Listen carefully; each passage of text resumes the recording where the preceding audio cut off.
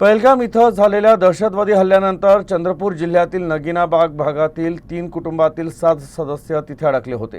ही माहिती मिळताच चंद्रपूरचे आमदार किशोर जोरगेवार यांनी तत्काळ संबंधित कुटुंबाशी संपर्क साधला आणि त्यांच्या सुरक्षिततेची विचारपूस केली। तसंच त्यांना सुरक्षितपणे घरी पोहोचवण्याकरता पूर्ण मदत केली जाणार असल्याचं आश्वासन दिलं। या गंभीर परिस्थितीची दखल घेत आमदार जोरगेवार यांनी जम्मू काश्मीर प्रशासनाशी संपर्क साधला। त्याचप्रमाणे राज्य आपत्ती व्यवस्थापन विभागाशी देखील संपर्क साधला। आमदार जोरगेवार यांच्या पुढाकारानं प्रशासनानं थेट अडकलेल्या नागरिकांशी संपर्क साधला आणि सुरक्षित ठिकाणी नेण्याची प्रक्रिया सुरू केली। अडकलेल्या नागरिकांमध्ये अंकित नगराळे, शिल्पा नाळे, स्पर्श नाळे, प्रितेश नाळे, अजय गाडीवान, तेजस्विनी गाडीवान आणि वर्षा गाडीवान यांचा समावेश आहे। हे सर्वजण नागिनबागचे रहिवासी आहे आणि पहलगाममध्ये यात्रेदरम्यान अचानक झालेल्या या घटनेमुळे ते तिथेच अडकले होते।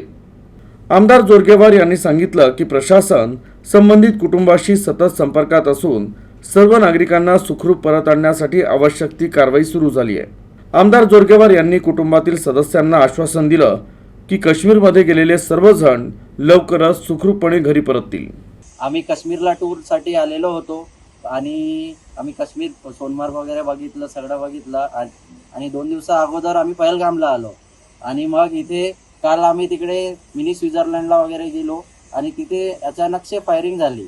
मग आता तिथे पूर्ण तिथे कर्फ्यू लावण्यात आलेला आहे आणि इथून कोणाला जाऊन नाही देऊन राहिलेले आहेत। तर आमच्याकडून हेच एक विनंती आहे तुम्हाला की आम्हाला इथून लवकरात लवकर सोडवण्याचे प्रयत्न करावे, हेच आम्ही अपेक्षा करतो तुमच्याकडून। मामाजी, लवकरात लवकर आम्हाला सोडवण्याचे प्रयत्न करावे तुम्ही।